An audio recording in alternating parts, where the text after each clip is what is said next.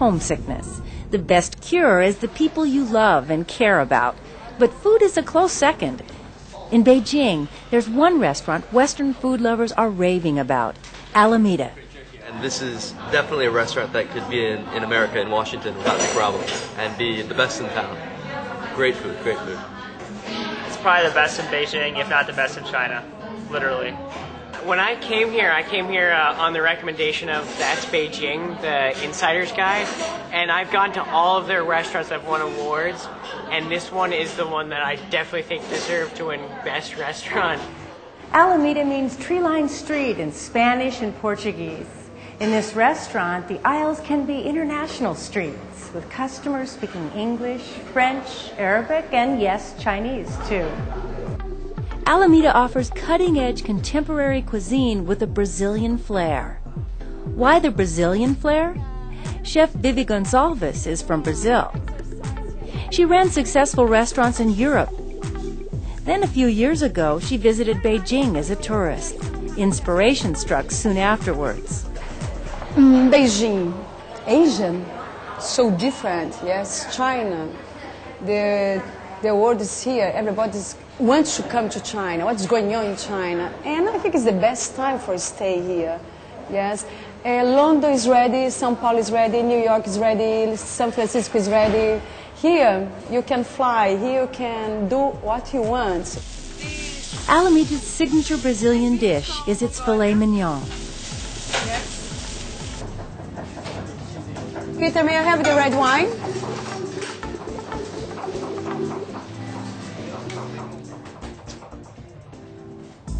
But no restaurant is an Epicurean island. Chef Vivi is also inspired by Beijing. She often uses ingredients found in local markets and combines them into a world fusion cuisine.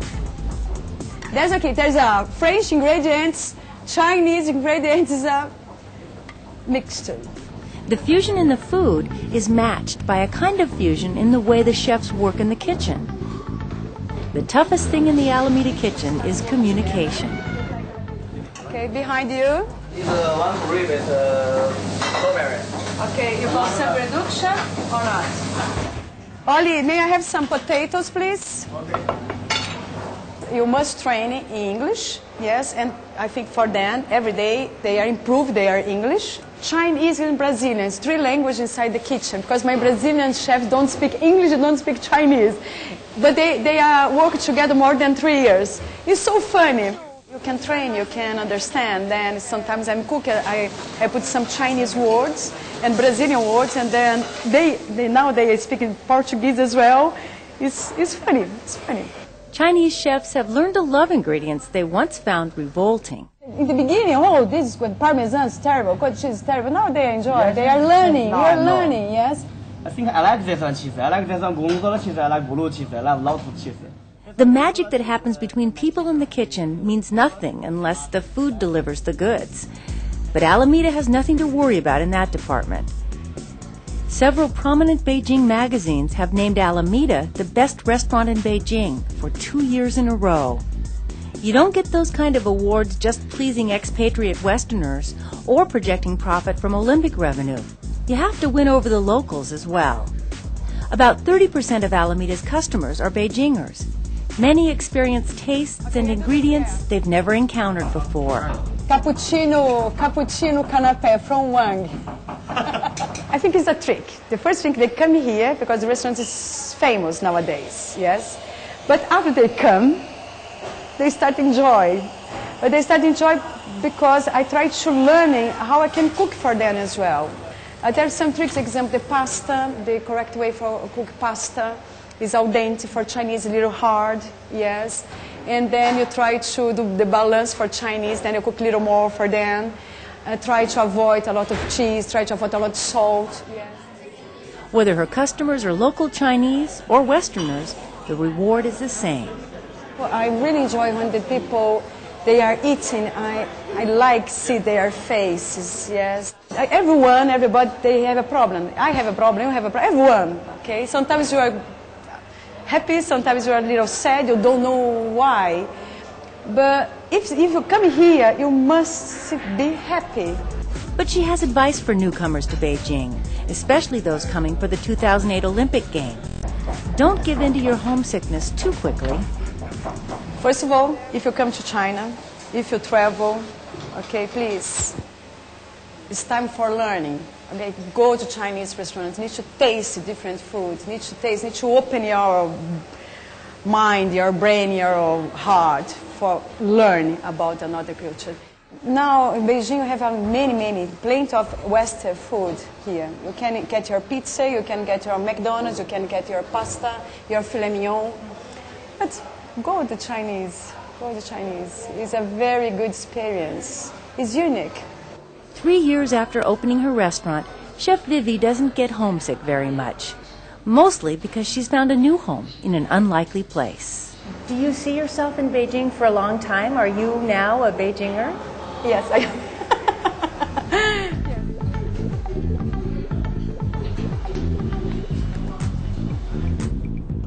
Olympic visitors may find that only a sugar fix will cure their homesickness, especially after eating an amazing 9-course Chinese meal.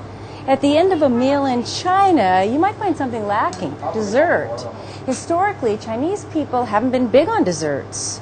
But now, if you're at the Olympics and your sweet tooth is getting the best of you, there's a place you can go. Any one of the nearly 70 Hollyland bakeries in Beijing. The heart of every bakery, including Hollyland, the ovens. It sounds obvious, but until recently, ovens were very rare in Chinese homes and restaurants. Most cooking is done by frying or steaming. No ovens in China meant no baking, which meant no Western-style cake or bread. The breads that are typical here, such as buns, are steamed. But in 1992, 2 Chinese brothers saw increasing numbers of Europeans and Americans living in China. They also believed the average Chinese person had a secret sweet tooth just waiting to be tapped. So they bet big bucks that a Western-style bakery would have them rolling in dough. It paid off. Today, Hollyland has more than 500 bakeries and 7,000 employees throughout China. They're packed with both Chinese and Westerners looking for baked goods hot out of the oven. And the Olympics may be a catalyst for even more growth.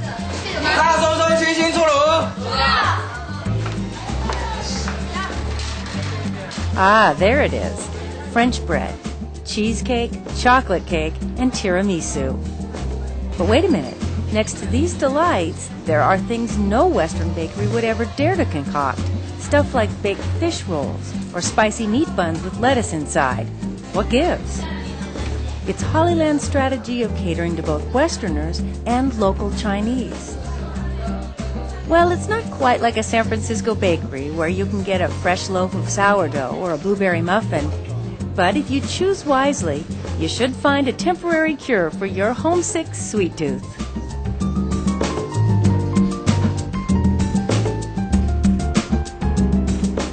Still looking for a detour from Chinese food? Cuisine from China's nearby neighbors is a popular option in Beijing. You'll see Japanese and Korean restaurants sprinkled throughout the city. But for those homesick Westerners looking for a fast food fix, Mai Dang Lao might be the magic words. 20 years ago, any fast food lover would have been out of luck in Beijing. Today, the story couldn't be more different. McDonald's entered the Beijing scene in 1992. As of mid-2007, there were over 100 McDonald's in the capital city alone. McDonald's is the American fast food chain with the most restaurants in China. KFC comes in second on the popularity list. And Starbucks, Xinba in Mandarin, is not on every corner yet, but it's getting there. In 8 years, 250 appeared throughout China. One even opened in the Forbidden City. Starbucks' increasing presence is a telltale sign that China's tea-drinking culture is opening up to coffee and capitalism. But it doesn't come without some resistance.